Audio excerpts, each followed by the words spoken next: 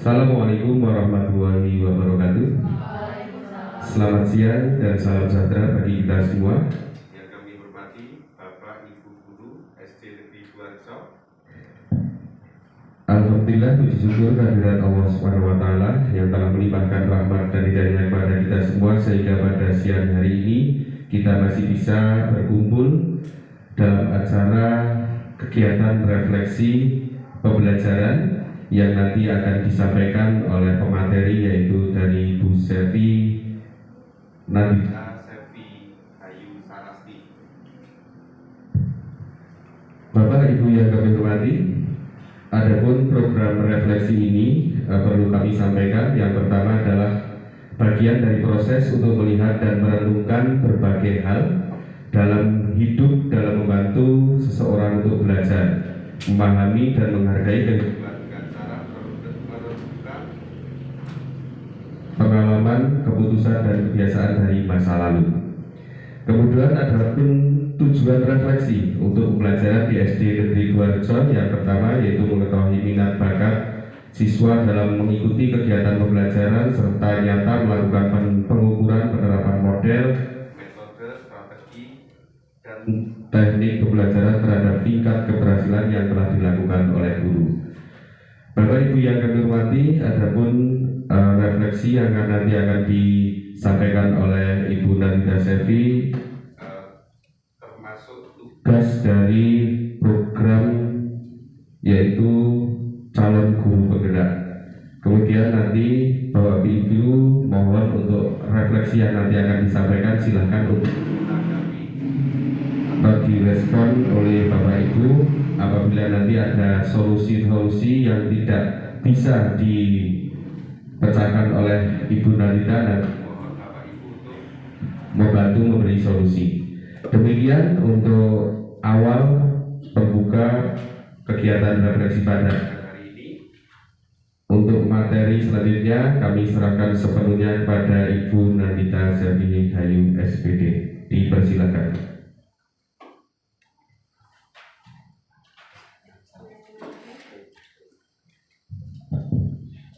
Terima kasih Pak Sigit atas waktunya. Assalamualaikum warahmatullahi wabarakatuh. Yang kami hormati Bapak Sigit selaku Kepala SD Negeri Duarjo, yang kami hormati Bapak Ibu Guru SDN Duarjo.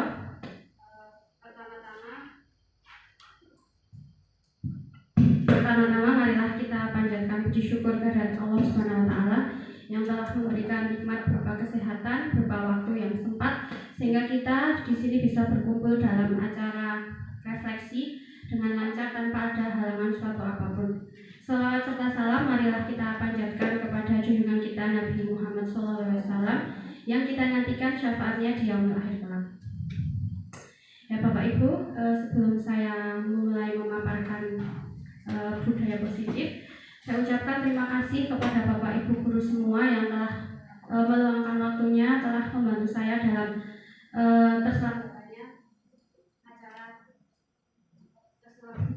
terselenggaranya kegiatan berikut.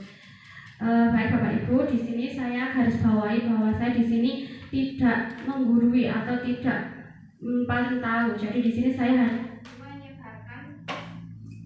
menyebarkan pemahaman tentang budaya positif, dan kebetulan saya yang lebih tahu dulu. Jadi intinya saya menyebarkan pemahaman saya tentang budaya positif.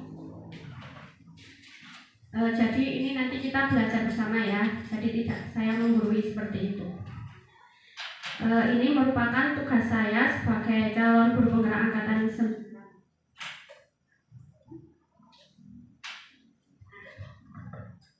Nanti kita akan belajar budaya positif. Nanti ada perubahan paradigma belajar, disiplin positif, nilai-nilai kebajikan, hukuman, konsekuensi dan restitusi, keyakinan kelas, kebutuhan dasar manusia, posisi kontrol guru dan segitiga restitusi.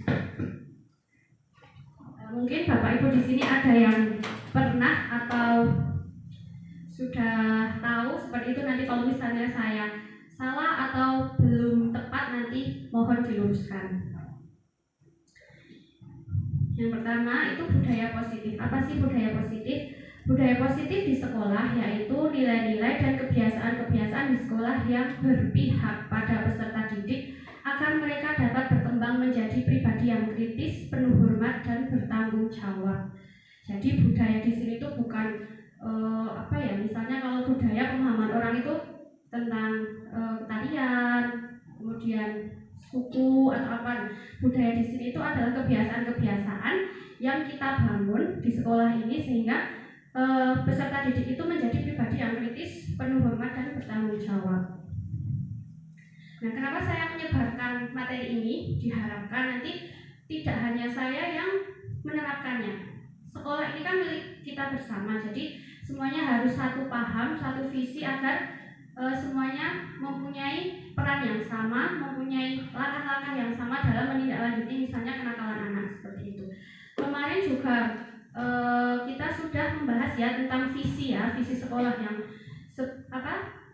ternyata belum banyak guru-guru yang tahu atau hafalnya. Dari visi nanti kita ke budaya positif, budaya-budaya apa yang harus kita samakan di sekolah ini.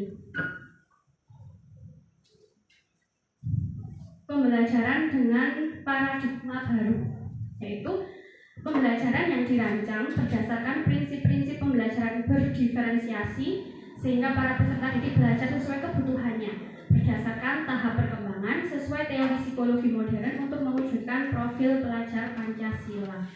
Jadi mungkin Bapak Ibu juga sudah sering ya di PMM, di pelatihan apa itu tentang pembelajaran berdiferensiasi. Kenapa sih sekarang itu harus berdiferensiasi, itu harus digaung-gaungkan, harus segera dieksekusi seperti itu? Karena kita mengambil filosofi dari Ki Hajar, bahwa Ki Hajar itu mengatakan, masih ada yang ingat Bapak Ibu?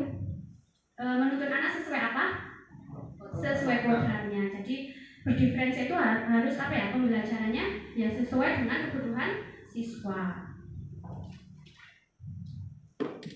Miskonsepsi tentang teori kontrol. Jadi ini hanya ilusi itu berarti tidak nyata seperti ya. Guru mengontrol murid. Mungkin teori dulu mengatakan guru itu bisa mengontrol murid dengan memberikan hukuman, diberikan penghargaan, tapi ternyata itu hanya ilusi. Atau mungkin jangkanya itu hanya berjangka pendek. Ilusi itu berarti tidak nyata. Kemudian ilusi bahwa penguatan positif efektif dan bermanfaat. Penguatan positif ini misalnya memberikan penghargaan, ternyata itu juga ilusi. Ternyata setelah ada penelitian itu tidak efektif dan tidak bermanfaat. Kemudian ilusi bahwa kritik dan membuat rasa bersalah mampu menguatkan karakter, itu juga hanya ilusi.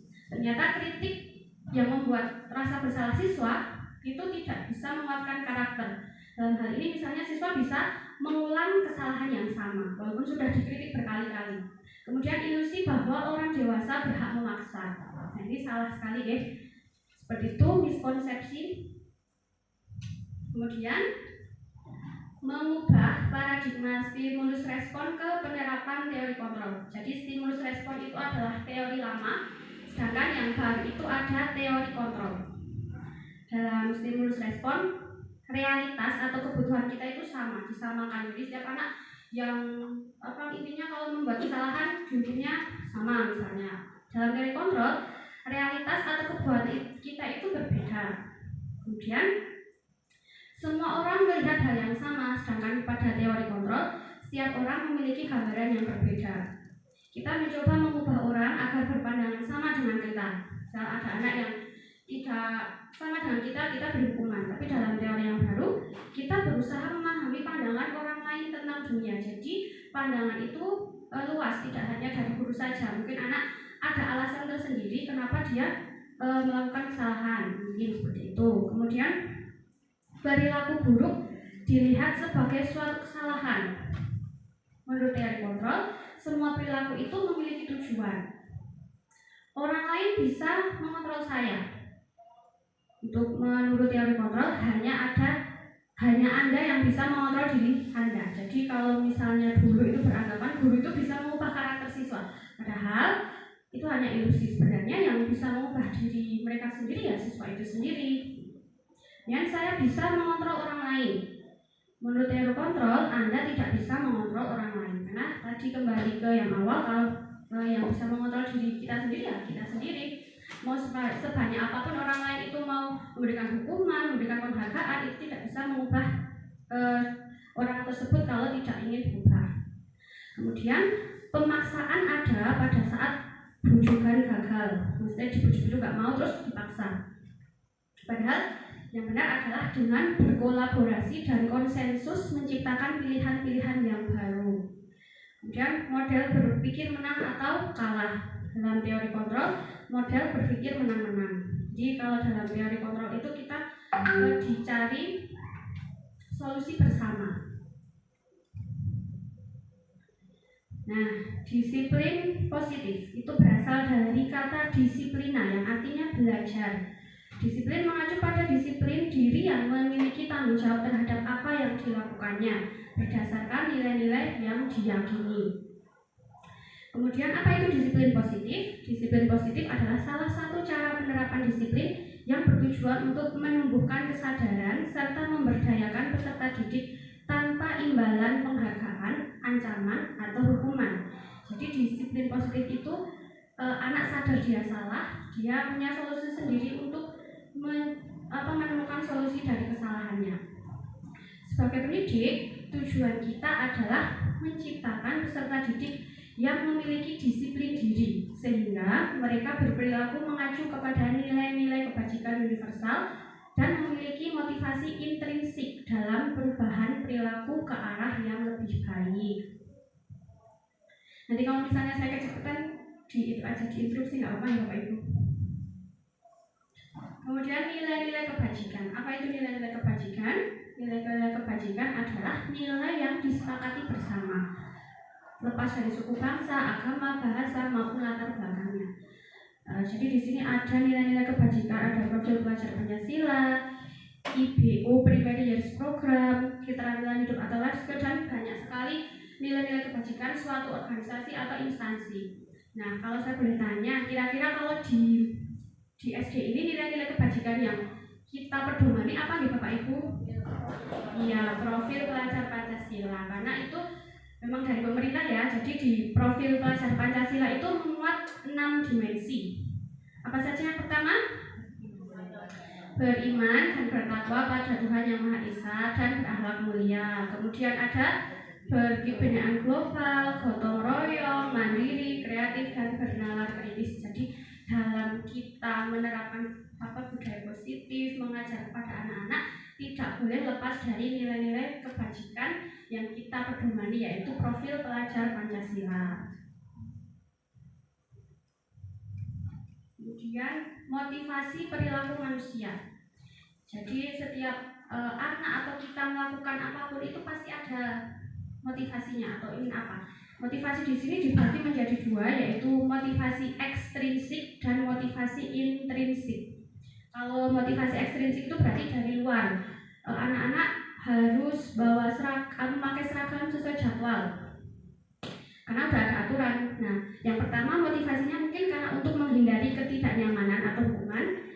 Yang kedua untuk mendapatkan penghargaan dari orang lain. Nah, motivasi yang paling tinggi itu adalah bersumber dari diri sendiri, yaitu motivasi intrinsik, yaitu untuk menjadi orang yang mereka inginkan dan menghargai diri sendiri dengan nilai-nilai yang mereka percaya. Jadi tidak mudah yang membuat anak itu taat aturan, taat misalnya mengarah PR atau apa itu menggunakan motivasi intrinsik. Bagaimana kita nanti menumbuhkan motivasi intrinsik pada siswa? Nah, itu nanti kita akan bahas selanjutnya. Jadi mungkin saya sendiri juga kalau misalnya tidak boleh terlambat, nanti motivasinya karena takut dipanggil BKD, itu kan berarti masih motivasinya ekstrinsik gitu. Jadi motivasi intrinsik itu contoh misalnya saya harus tepat waktu karena anak-anak sudah menunggu saya, nanti kasihan menunggu lama, seperti itu motivasi intrinsik. Nah, sekarang hukuman, konsekuensi, dan restitusi. Bapak Ibu ada yang tahu bedanya hukuman dan konsekuensi? Tidak ada. Nah, hukuman itu kayak dibuatnya itu kayak salah satu pihak, dan salah satu kalau yang tidak contoh hukuman ya push up, kemudian ya berkaitan dengan fisik seperti itu. Tapi kalau konsekuensi itu adalah biasanya dilibatkan dua pihak dan ada keterkaitan antara kesalahan dan konsekuensinya. Sedangkan hukuman itu biasanya tidak ada keterkaitan. Coba kalau nomor 1 ini, mencatat 100 kali di dalam buku kalimat saya tidak akan terlambat lagi karena terlambat ke sekolah. Kira-kira itu hukuman atau konsekuensi? Hukuman. Ada yang tahu kenapa? Ya, karena tidak ada kesepakatan. Selain itu, tidak ada kaitannya, ya enggak? Dia terlambat sama menyuruh menulis. Itu kan tidak ada kaitannya. Itu namanya hukuman dan biasanya itu efeknya itu berjangka panjang. Sama siswa jadi benci sama gurunya, jadi sebel sama gurunya, seperti itu. Ini kita produk semua ya, produk hukuman. Kemudian nomor 2, lari mengelilingi lapangan basket 2 kali karena terlambat hadir di sekolah. Konsekuensi atau hukuman? Hukuman atau konsekuensi? Lari mengelilingi lapangan karena terlambat hadir di sekolah. Hukumannya karena tidak ada hubungannya, dia kan terlambat. Kenapa harus mengelilingi? Kalau kita juga, saya juga pernah misalnya dulu tidak mengerjakan PR, terus tak suruh mengerjain ngepel gitu ya dulu karena belum tahu teori ini. Terus ada anak yang tanya, lah kok kon ngepel bu? Terus kita kan ya, tapi kan kita juga sebagai guru, ya pokoknya ngepel. Nah itu tidak bagus, itu namanya hukuman ya. Kemudian nomor 3, murid diminta untuk push up 15 kali karena tidak menggunakan masker ke sekolah. Hukuman juga. Kenapa hubungannya tidak memakai masker sama push up? Kemudian menggantikan kertas tugas teman yang telah dicoret-coret. Konsekuensi karena dia udah mencoret-coret tugas temannya ya dia harus ganti. Itu berarti kan ada hubungan kesepakatan. Kemudian membersihkan tumpahan air di meja tulis karena tersenggol pada saat belajar. Konsekuensi. Nah, udah paham ya ini? Nah, ini jawabannya. Murid disuruh untuk tidak mengenakan sepatu seharian di sekolah karena tidak mengenakan sepatu hitam. Itu namanya hukuman karena tidak ada kaitannya. Lari mengelilingi lapangan basket 2 kali karena terlambat 10 menit untuk pelajaran PJOK. Kenapa kok konsekuensi? Hubungannya apa nih? Lagi olahraga. Berarti kalau nggak olahraga nggak lari. Karena dia terlambat, mungkin teman-temannya udah pada pemanasan gitu ya, terus terlambat, jadinya disuruh mengelilingi. Jadi ada kayak hubungan namanya konsekuensi. Bu Sevi jangan cepat-cepat. Oh ya, siap. Nah, ini perbedaan antara hukuman dan konsekuensi. Yang pertama, sesuatu yang menyakitkan harus terjadi. Terus kalau konsekuensi itu sesuatu harus terjadi tapi tidak menyakitkan.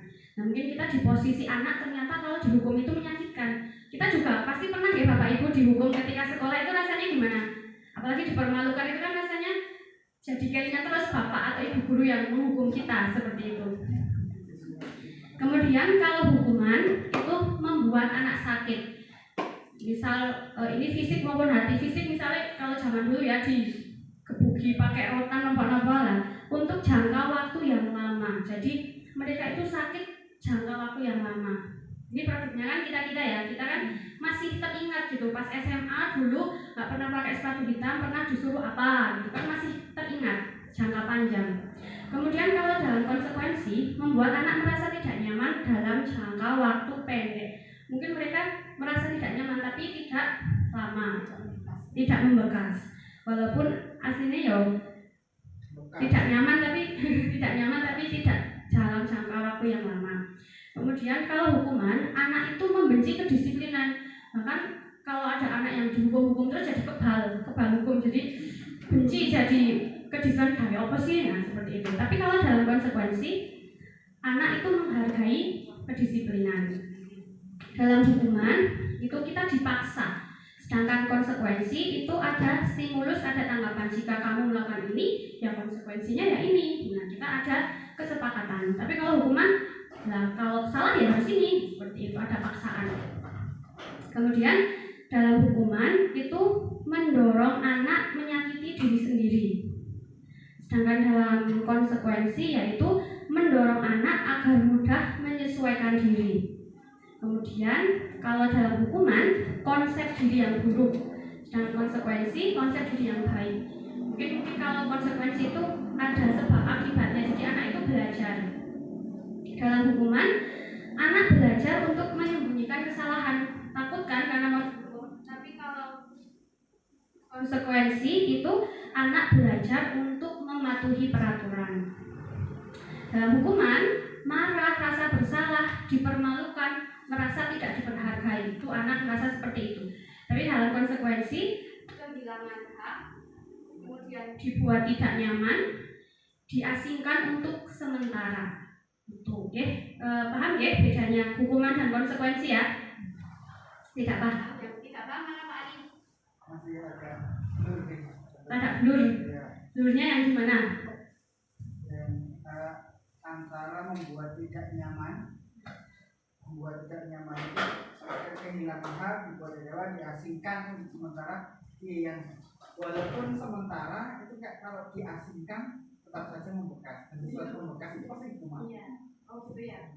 Mungkin ini berarti apa ya, kehilangan yang tidak nyaman, sesuatu yang mungkin diasingkan di sini itu misal anak itu menumpahkan air di meja, nggak istirahat, anak-anaknya yang lain nggak istirahat, dia kan harus membersihkan. Ya kan kayak diasingkan, dia nggak diajak istirahat gitu Pak, itu maksudnya diasingkan, nggak diasingkan dalam itu. Mungkin kata-katanya yang kurang tepat. Iya mungkin ya, itu saya juga. Maksudnya seperti itu, mungkin kata-katanya kurang pas. Iya, mungkin nanti bisa ini disadur dari restitution. Ini yang buat Pak. Ya dia rekosan the five position of control. Tapi Bapak Ibu, kalau Bapak Ibu lihat ini hukuman dan konsekuensi itu lebih positif yang mana? Konsekuensi. Tapi ternyata ada yang lebih baik lagi. Apa itu? Restitusi. Apa ada yang pernah belajar di PMM ada membuat sini nih? Restitusi. Restitusi adalah proses menciptakan kondisi bagi murid untuk memperbaiki kesalahan mereka sehingga mereka bisa kembali pada kelompok mereka dengan karakter yang lebih kuat. Restitusi juga merupakan proses kolaboratif yang mengajarkan murid untuk mencari solusi masalah mereka dan membantu murid berpikir tentang orang seperti apa yang mereka inginkan dan bagaimana harus memperlakukan orang lain. Jadi hukuman itu yang negatif, kemudian netral itu yang konsekuensi, yang positif itu restitusi.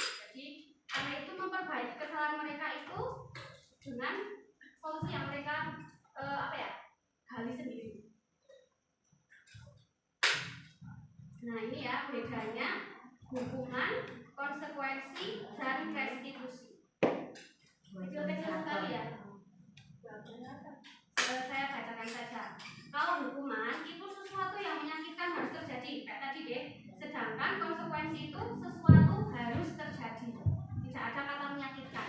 Sedangkan pada restitusi itu restitusi merupakan pilihan, jadi anak itu bisa memilih. Kemudian dalam hukuman tidak nyaman untuk murid untuk jangka waktu yang panjang kayak tadi. Sedangkan di konsekuensi tidak nyaman untuk murid untuk jangka waktu yang pendek. Sedangkan restitusi menguatkan untuk murid atau anak dalam jangka waktu yang panjang. Dalam hukuman, korban mendapatkan keadilan. Dalam konsekuensi, korban bisa diabaikan. Sedangkan restitusi, korban mendapatkan ganti. Seperti itu. Kemudian dalam hukuman itu murid atau anak akan tersakiti. Dalam konsekuensi, murid anak dibuat tidak nyaman. Kalau restitusi, murid atau anak mendapatkan penguatan. Itu guys bedanya kalau di hukuman itu anak bisa sakit hati, kalau dalam konsekuensi itu anak tidak nyaman, tapi dalam restitusi anak itu mendapatkan penguatan. Kemudian hukuman perilaku pasif agresif meningkat, sedangkan dalam konsekuensi penguatan hanya bertahan dalam jangka waktu pendek saja, sedangkan restitusi masalah bisa terpecahkan. Nah itu ya, jadi kalau hukuman itu identitas gagal, jadi anak merasa tersakiti, anak menjadi benci gurunya. Dan dua ini, konsekuensi dan restitusi, itu merupakan identitas sukses. Tapi yang membedakan adalah jika konsekuensi itu bersifatnya netral, tidak mengarah ke positif seperti restitusi. Jadi di sini yang paling baik, kenapa Bapak Ibu? Restitusi. Ini juga ada contohnya. Dalam hukuman itu contohnya gini. Peraturannya adalah kamu harus, ada paksaan. Kalau dalam konsekuensi, apa peraturannya? Mampukah kamu melakukannya? Terima kasih. Jadi masih ada kesepakatannya. Peraturannya apa? Berarti kan sama-sama tahu. Kalau dalam restitusi, apa yang kamu yakini? Apa yang bisa kamu lakukan untuk memperbaiki masalah ini? Dalam restitusi itu fokus pada solusi, bukan pada masalahnya. Nah, kemudian keyakinan kelas. Kalau kemarin kita buatnya apa nih Bapak Ibu kemarin? Kesepakatan kelas. Beda nggak ya kira-kira sama keyakinan kelas? Beda. Mengapa keyakinan kelas bukan peraturan kelas? Kira-kira kenapa? Kalau peraturan itu biasanya sudah dibuat ya dari sekolah, itu sudah ada kayak tata tertib. Hari Senin menggunakan seragam merah putih, hari Sabtu menggunakan pramuka, itu peraturan. Dan anak hanya mengikutinya saja, tidak ada dilibatkan proses membuat peraturan itu. Sedangkan pada keyakinan kelas, anak-anak itu dilibatkan dalam membuat keyakinan kelas. Jadi apa saja sih anak-anak yang ingin apa saja hal-hal yang ingin kamu lakukan di kelas ini? Oh Bu, saya pengen kelasnya bersih, saya pengen kalau pas ibu guru menerangkan tidak ada yang berbicara sendiri. Nah itu kan anak-anak dilibatkan. Nah jadi kalau keyakinan kelas itu anak-anak dilibatkan. Jadi rasa yakin kan, itu ada peraturan sama yakin. Kalau keyakinan kelas itu berarti anak-anak harus diyakini dan dilaksanakan. Nah, untuk membuat keyakinan kelas itu bisa dimulai kita membuat peraturan kelas. Nanti anak-anak ditanya, misalnya anak-anak kalian pengen kelas kita tuh gimana sih? Nah, terus ada yang jawab, selalu kembalikan buku pada tempatnya Bu, dilarang mengganggu orang lain. Nah, nanti kita tulis di papan tulis. Nah, kemudian dari peraturan-peraturan atau anak-anak yang inginkan di kelas itu, kita buat keyakinan kelas dengan seperti ini, selalu kembalikan buku ke tempatnya. Berarti nilai yang dinyanu adalah tanggung jawab. Kemudian tidak mengganggu orang lain, berarti menghormati orang lain. Hadir di sekolah 15 menit sebelum pembelajaran dimulai, menghormati orang lain dan juga berkomitmen atau tanggung jawab. Dilarang melakukan kekerasan, berarti juga menghormati orang lain, keselamatan, dan yang lain sebagainya. Jadi ini nanti Bapak Ibu bisa langsung dipraktikkan ya besok ya. Keyakinan kelas, tidak kesepakatan kelas lagi, tapi keyakinan kelas, diyakini dan dilaksanakan. Nah ini keyakinan kelas saya. Ada nilai kebersihan, toleransi, kerukunan, ketertiban, tanggung jawab, kesopanan, dan kedisiplinan. Jadi nanti misalnya ada anak yang kok nggak nyapu, berarti nilai apa yang sudah dilanggar? Nilai kebersihan Bu, berarti itu sesuai tidak dengan keyakinan kelas kita? Tidak Bu, nanti saya tidak memberikan hukuman terus, tapi nanti ditanya, nah, berarti harus gimana? Nah, kan restitusi seperti itu ya, tidak langsung hukuman atau konsekuensi. Nah ini kalau kita mau membentuk budaya positif, yang pertama ada peraturan kelas ya. Peraturan kelas, kemudian dibentuk keyakinan kelas agar diyakini, dilaksanakan. Dengan adanya keyakinan kelas itu akan membentuk lingkungan yang positif. Dengan lingkungan yang positif kita akan membentuk budaya positif. Jadi tujuan saya di sini juga ingin membentuk budaya positif ini. Tidak hanya saya yang tahu, tapi harus semuanya harus tahu, harus paham seperti itu. Agar ini untuk siapa sih ya? Untuk sekolah kita, bukan untuk saya, bukan untuk jenengan, tapi untuk sekolah kita. Nah, kemudian di sini ada kebutuhan dasar manusia. Kalau Pak Ari butuh apa? Dalam hidup butuh apa saja? Makan. Jelas ya, makan. Kira nomor Bu.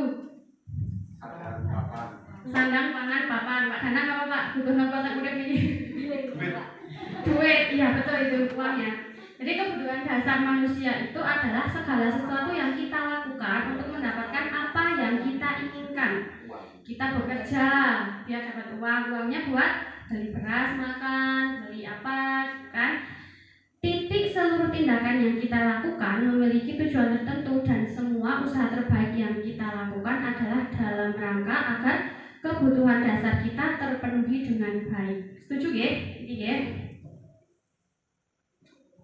Nah, ternyata menurut teori punya siapa ya saya lupa, ini 5 dasar kebutuhan manusia. Ada bertahan hidup, kasih sayang dan diterima, kebebasan, kesenangan, dan penguasaan.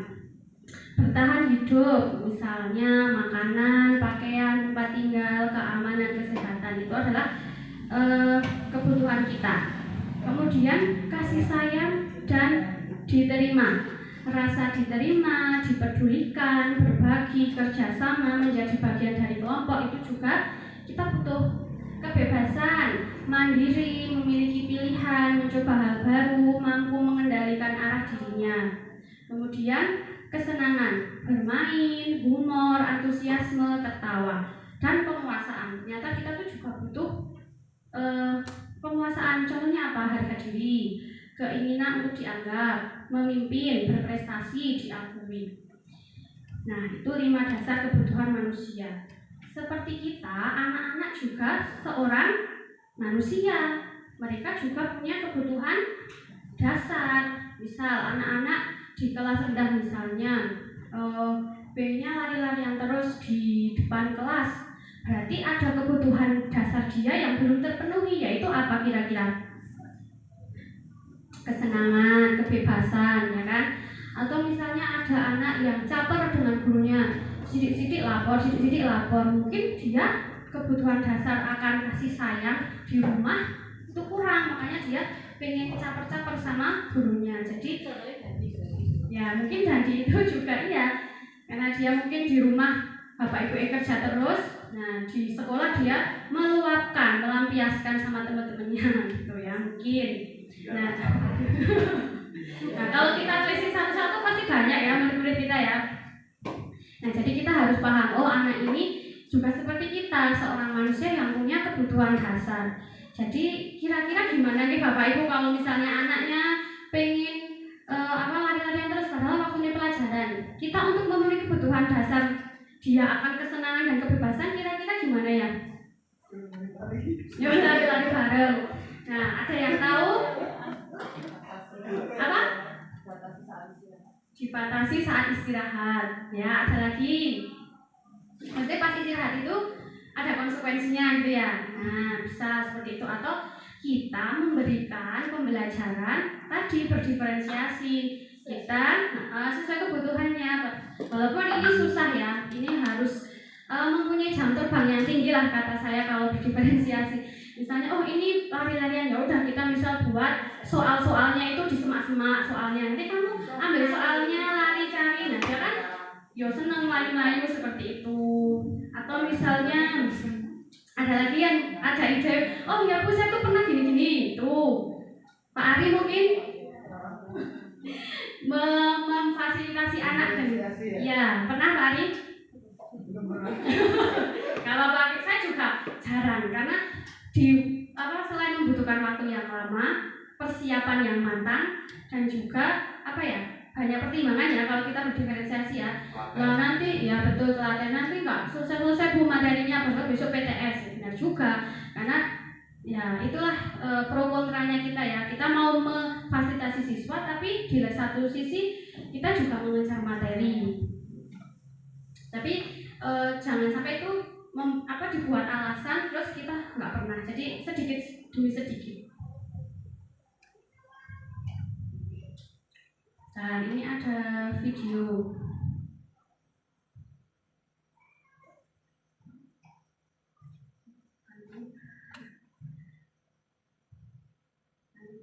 Nah, sekarang ini coba menjawab pertanyaan.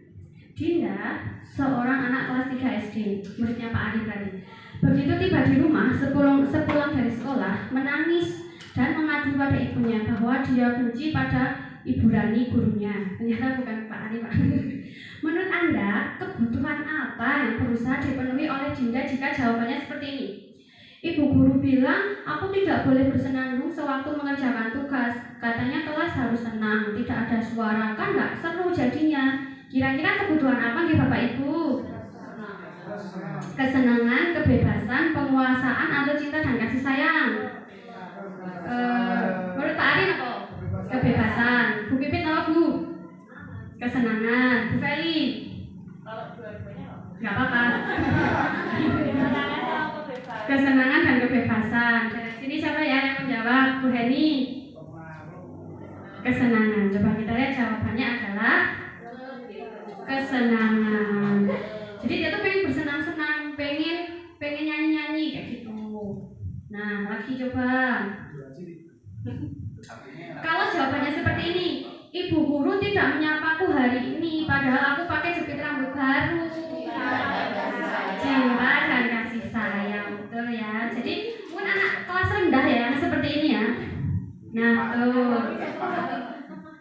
Kemudian lagi, kalau jawabannya aku sebel, gambarku tidak rapi, malah ibu guru nunjukin ke teman-temanku di depan kelas. Napa kinten-kinten? Penguasaan. Ada lagi jawaban lain. Intinya dia tuh marah karena gambarnya kok dipajang-pajang ngarep. Penguasaan. Betul kah? Ya, betul. Kenapa penguasaan? Tadi kan penguasaan itu rasa ingin berprestasi, ingin di dalam intinya seperti itu. Jadi dia sebel karena gambarnya eleknya mbok tembake wae. Ngapain ditunjuk-tunjukkan ke teman-temanku sih? Seperti itu.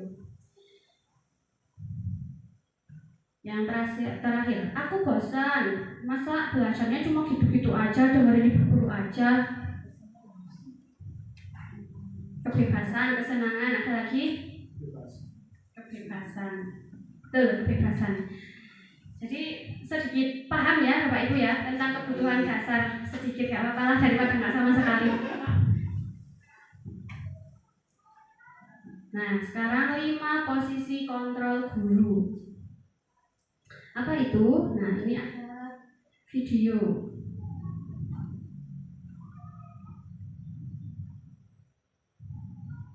PMM. Posisi kontrol. Ini memantau atau monitor dan 5 posisi manajer. Ada 5 posisi kontrol. Memahami kelima posisi tersebut. Mari posisi manajer. Untuk lebih memahami kelima atau monitor dan 5 posisi kontrol, ada posisi penghukum, pembuat rasa bersalah, posisi teman, pemantau, dan manajer. Kira-kira ini yang paling baik mana nih Bapak Ibu? Kok tahu yang manajer? Yang terakhir. Lakon metode carry biasanya. Nah, coba ini ada contohnya. Posisi manajer. Tidak terlambat. Maaf Bu.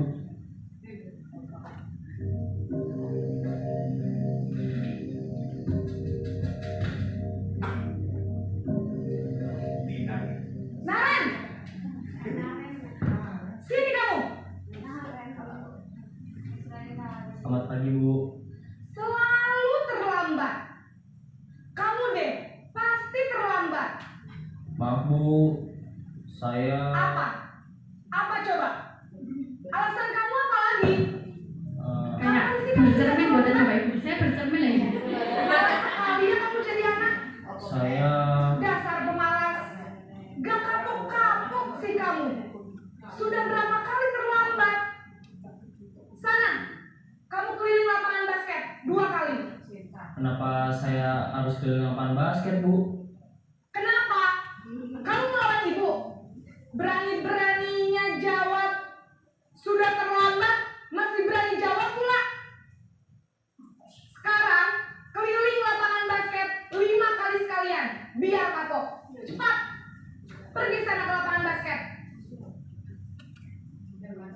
Posisi Ini posisi apa kira-kira? Penghukum. Dan ini biasanya dijalankan ketika kita dulu ya, kurikulum dulu itu masih sangat kental dengan hukuman ya. Tapi orang tuanya nggak protes. Kalau sekarang, nah itu. hukum biasanya berbicara dengan nada tinggi, Nah ini contohnya. menghardik, menunjuk-nunjuk, menyakiti, dan menyindir. Hukuman Nah, ada lagi. Naren, Ini diulang-ulang terus 5 kali. Selamat pagi Bu. Naren, kamu kenapa terlambat lagi, nak? Ya Tuhan, Naren, kamu senang ya bikin ibu susah ya? Kalau kamu terlambat lagi, nanti ibu yang ditegur bapak kepala sekolah, nak.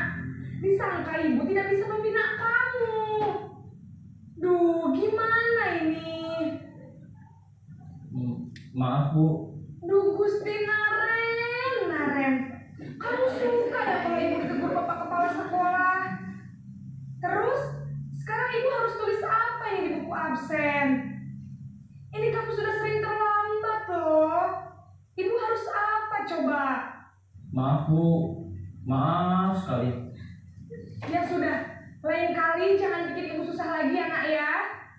Ibu tidak akan kuat lagi kalau kamu begini terus. Bisa jantungan kalau ibu tegur bapak kepala sekolah. Sana cepat ke kelas. Maaf ya Bu. Maaf sekali. Nah, kalau ini posisi nopo Bapak Ibu kira-kira?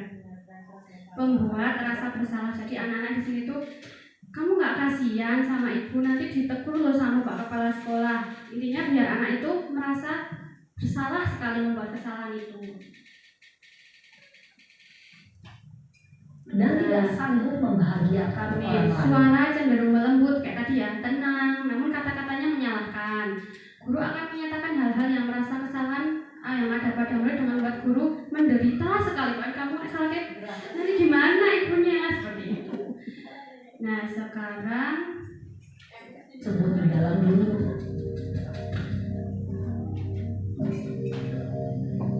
Naren,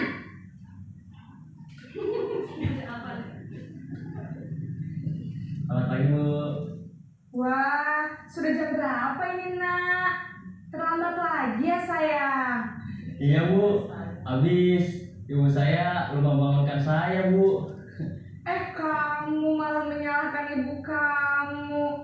Kamu bukannya anak yang larinya paling kencang. Kok terlambat sih? Iya Bu. Saya memang terlambat bangun tadi. Jadi biarpun saya lari kencang, tetap gak kekejar Bu. Ya sudah sana. Nanti lain kali larinya lebih kencang lagi ya. Biar gak terlambat lagi. Bikin seneng ibu. Demi ibu. Bisa kan? Bisa lah Bu. Ya sudah sana masuk kelas. Ibu beresin urusan absen kamu. Kamu ini ada-ada saja. nah kalau ini posisi nopo tadi teman. Jadi kayak bisa ya demi ibu, kamu bisa kan? Bisa lah sambil tertawa-tawa gitu kayak Kalau teman. posisi teman, guru berbicara dengan nada suara atau Kemudian cenderung bersenda gurau untuk menjaga suasana tetap santai. Murid akan merasa senang, aman, dan akrab dengan guru. Identitas yang tercipta adalah identitas sukses atau berhasil absennya, sehingga di lain waktu Nah ini kalau posisi teman walaupun sebenarnya kelihatan baik, ternyata ada negatifnya ya. Murid akan bergantung kepada satu orang. Murid tidak mandiri dan tidak bisa berpikir untuk diri sendiri karena ibu ya biasa ibu-ibu kok misalnya seperti itu. Untuk posisi yang selanjutnya, murid bisa berperilaku baik, namun hanya kepada orang-orang tertentu saja. Perlu diingat,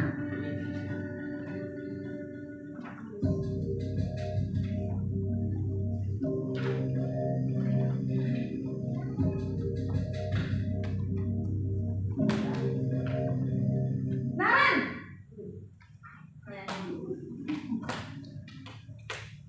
Selamat pagi Bu. Naren, apa peraturan sekolah kita tentang jam berapa kita harus masuk sekolah, nak?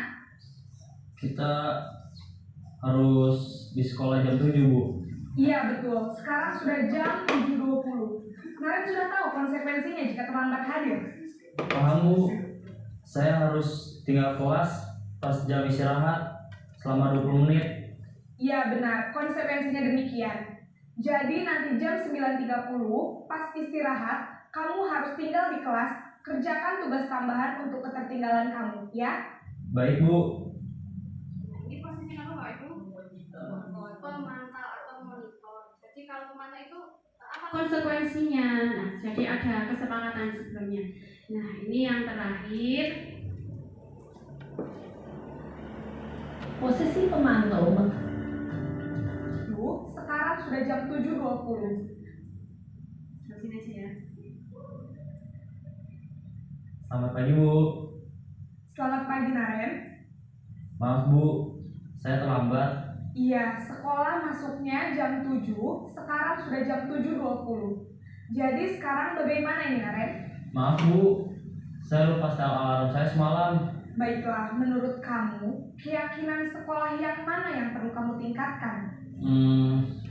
Menghargai diri sendiri dan orang lain mungkin ya Bu. Setuju.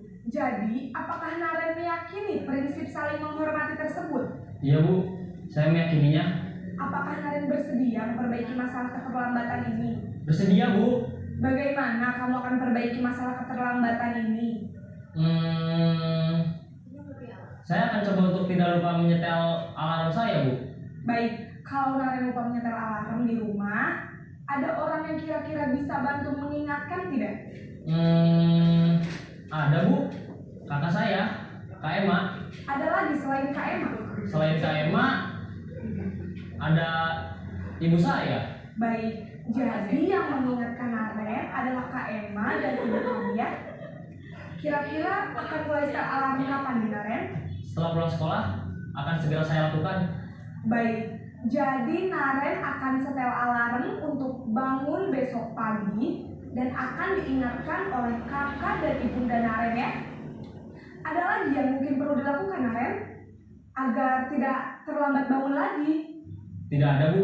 Baik Naren, terima kasih untuk kerjasama kamu. Sekarang kamu perlu kembali ke kelas untuk belajar. Baik Bu, terima kasih. Ini posisi apa? Manajer yang menurut Bapak Ibu gimana? Paling pas gitu ya? Ya nampak badan. Seharusnya. Jadi kan kalau dalam posisi manajer kita itu tidak mengharuskan anak kamu salahnya ini, hukumannya ini, atau kesepakatannya apa? Berarti kamu, tapi anak yang mencari sendiri solusi dari permasalahannya sendiri. Jadi diharapkan nanti anak mempunyai apa ya? Tidak mengulang kesalahan yang sama.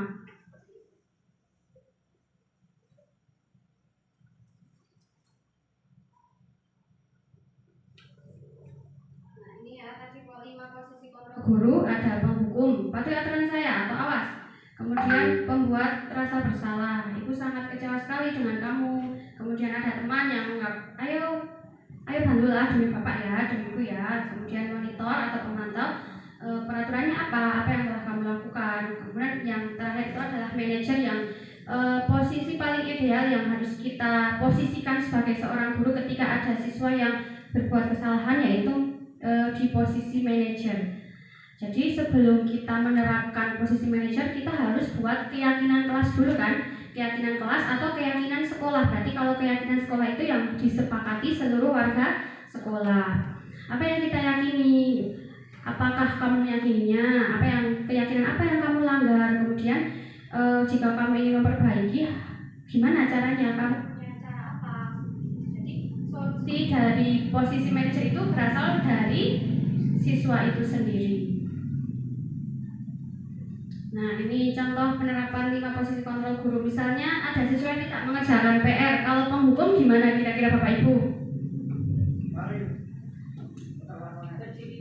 Berdiri di depan kelas. Di lapangan. Ya. Kalau pembuat rasa bersalah, gimana coba kira-kira? Kamu nggak kasihan sama ibu? Setiap hari marah-marah terus. Kamu nggak kasihan? Enggak Bu. Terus gimana coba seperti itu ya? Pokoknya anak itu biar merasa bersalah. Kemudian teman-teman ya sambil cekek sambil ketawa-ketawa memposisikan dia teman. Kenapa sih kamu kayak gitu? Besok jangan bilang lagi ya. Kemudian kalau pemantau itu kamu tahu konsekuensinya kalau kamu terlambat, kamu tidak mengerjakan PR. Nah, tapi kalau dalam manajer kira-kira gimana Bapak Ibu? Ditanya dulu ya, kenapa tidak mengerjakan PR? Alasannya apa? Pasti siswa itu punya alasan untuk memenuhi kebutuhan dasar tadi. Kemudian kira-kira solusi dari kamu apa? Diingatkan Bu, nopo-nopo. Nah, itu solusinya bersumber dari siswa itu sendiri. Nah, ini ada namanya segitiga restitusi. Yaitu suatu proses dialog yang dijalankan guru atau orang tua agar dapat menghasilkan murid mandiri dan bertanggung jawab. Jadi, posisi control manager, kemudian restitusi ini tidak hanya kita bisa terapkan pada murid yang mungkin di rumah ada keponakan atau anak sendiri, itu bisa diimplementasikan. Tahap-tahapnya yaitu, nah ini untuk menjalankan restitusi itu ada tahap-tahapnya. Yang pertama yaitu menstabilkan identitas, yang kedua validasi kebutuhan, dan yang ketiga menanyakan keyakinan. Menstabilkan identitas, contohnya kita bilang, oh nggak apa-apa kok kamu buat salah, setiap orang juga pernah buat salah, kamu bukan satu-satunya yang pernah melakukan ini kok, nggak apa-apa. Nah, kita kayak menstabilkan dulu. Kemudian validasi kebutuhan. Hanya dia ditanya, kamu kenapa kok melakukan ini? Pasti ada alasannya. Adakah cara yang lebih efektif untuk mendapatkan apa yang kamu butuhkan selain kamu melakukan ini? Kemudian yang ketiga yaitu nilai-nilai apa yang telah kita sepakati. Jadi ditanya, makanya dalam kita melaksanakan segitiga restitusi ini kita harus terlebih dulu membuat keyakinan yang kita sepakati bersama-sama. Nah, ini ada contoh. Ini teman saya, video teman saya. Ada kasus. Kami siang, Bu Isti tidak bisa mengajar kelas 3 karena harus mengikuti rapat penting di kecamatan. Bu Isti pun memberikan tugas kepada siswa kelas 3 agar kelas tidak kosong, namun Imam tidak mengerjakan tugas tersebut. Ia malah tiduran di meja dan akhirnya justru tidur kesungguhan. Akhirnya saat pengumpulan tugas, Imam tidak mengumpulkan. Keesokan harinya, saat mengoreksi tugas, Bu Isti menemukan satu anak yang tidak mengerjakan tugas, yakni Imam. Padahal berdasarkan buku proses, hari itu Imam masuk sekolah. Mungkin buku presensi ya. Hari itu Imam masuk sekolah. Saat istirahat, Bu Isti pun memanggil Imam untuk klarifikasi. Ini contoh penjelasan Bu Isti. Selamat pagi Imam, silakan duduk Imam. Imam, kira-kira Imam tahu tidak mengapa Bu Isti memanggil Imam? Ini berkaitan dengan tugas Bu. Sebelumnya kemarin Imam berangkat sekolah kan? Tapi saya belum mengumpulkan tugas. Oh begitu, begini ya Imam, setiap orang itu tentunya pernah melakukan kesalahan seperti Imam, termasuk Bu Isti. Kira-kira mengapa atau alasan apa kalau Imam tidak mengumpulkan tugas? Saya sampai dari waktu soalnya malamnya sampai jam kerja Imam masih ingat dengan keyakinan kelas kita? masih Bu. Nah, kira-kira kalau masih ingat, apakah tindakan Imam itu sudah sesuai dengan keyakinan kelas kita? Kira-kira kalau keyakinan kelas yang mana sih Imam? Selalu bertanggung jawab Bu.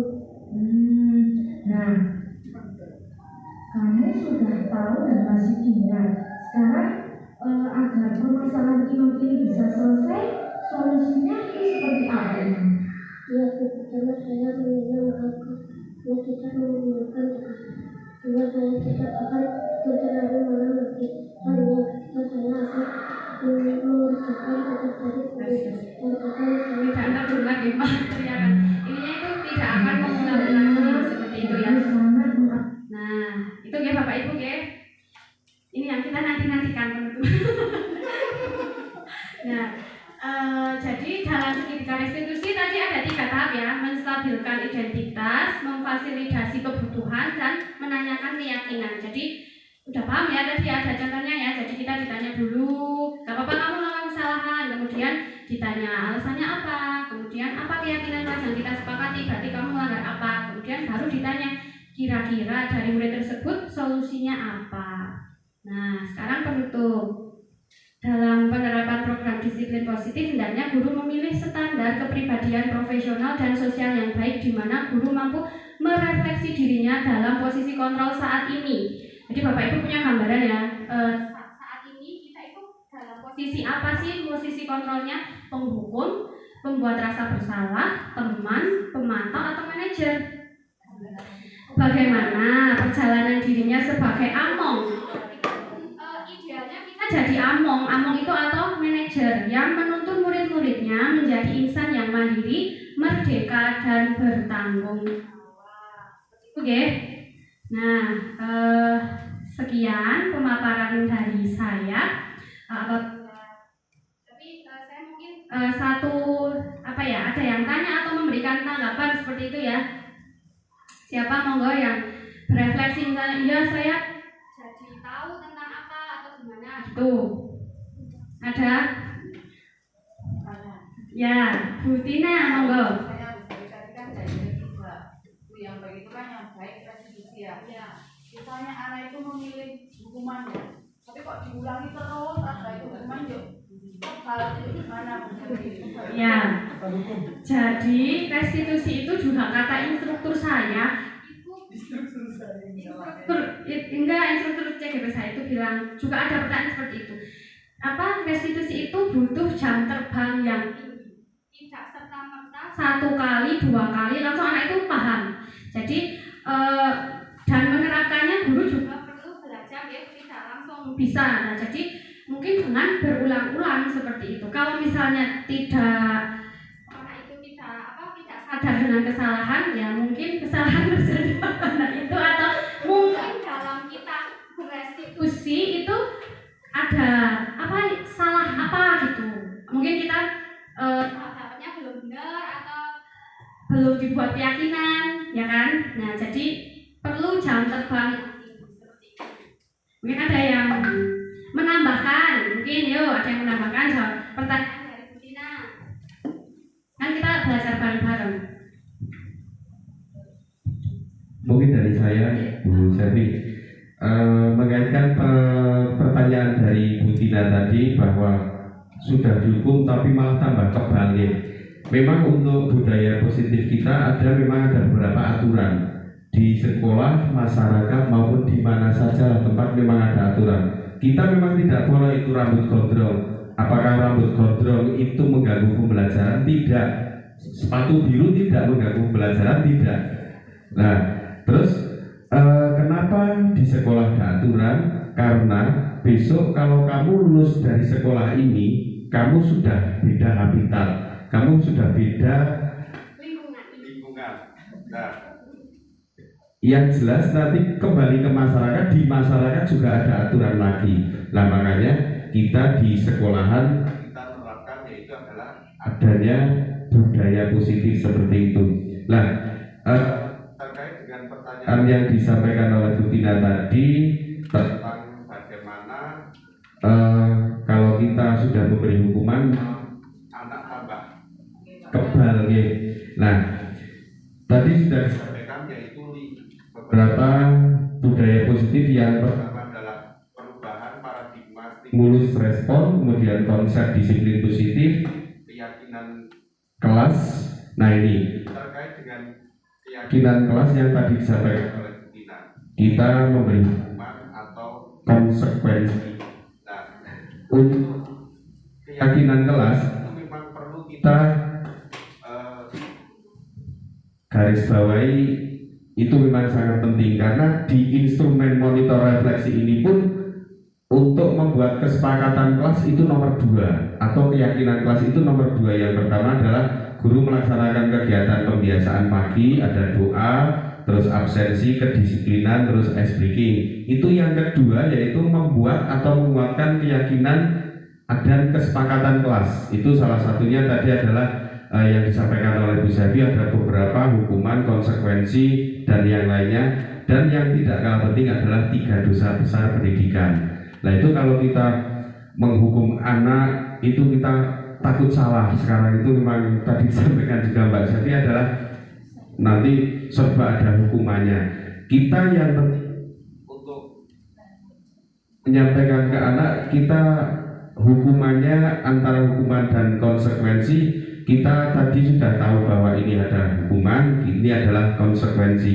Yang penting terutama guru adalah bisa menyampaikan apa yang disampaikan oleh guru nanti atau anak akan ikut oleh guru. Contohnya saja membuat keyakinan kelas itu pasti nanti juga akan, setelah membuat keyakinan itu akan disepakati atau tidak oleh satu kelas itu. Dan nanti mungkin disepakati atau tidaknya tergantung dari semuanya atau semua siswa itu. Misalkan kita punya satu anak, contoh Dandi lah, itu Dandi, kita kasus Dandi saja itu sepertinya yang ditanyakan Bu Tina itu sudah kebal, tapi kita tidak bosan-bosan dan tidak capek-capeknya untuk istilahnya memberi Dandi tentang bimbingan dan konseling itu seperti itu. Alhamdulillah sekarang lambat-lambat nanti mungkin Dandi akan berubah dengan cara yang tadi, yaitu dengan restitusi itu. Nah itu mungkin dari hukuman, konsekuensi, dan nanti akan sampai ke restitusi itu mungkin tambah dari saya. Bu Selvi, terima kasih. Terima kasih Bu Tina dan Pak Sigit atas masukan dan tanggapannya. Nah sekarang karena ada lagi tidak ya, nah ini langsung yang tadi ya, campur tadi ya, diisi.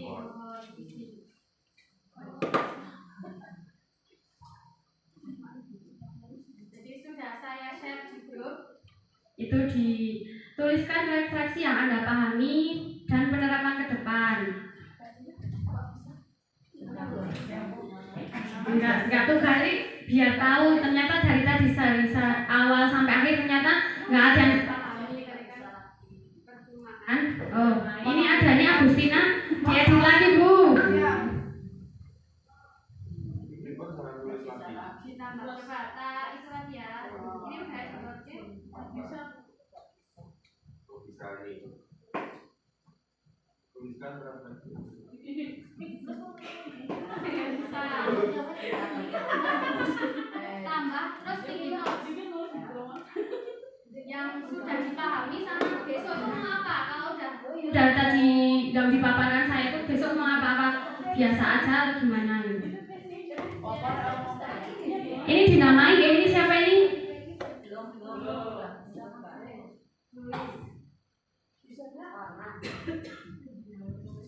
Bisa saya bantu?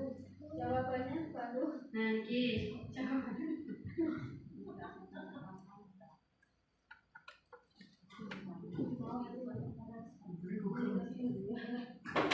Cabut di Instagram. Itu tuliskan refleksi yang Anda pahami dan menerapkan ke depan. Menerapkan apa hubungan atau menerapkan restitusi benar? Ya, ini memang di sini loh. Kok di sini ada.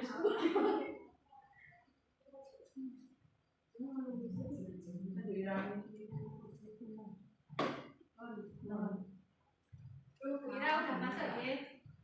Mau masuk lagi? Ini satu biasa baru sih. Nah, kerjanya satu bisa nih. Kata ini kata lainnya lebih pengen apa dulu? Sudah.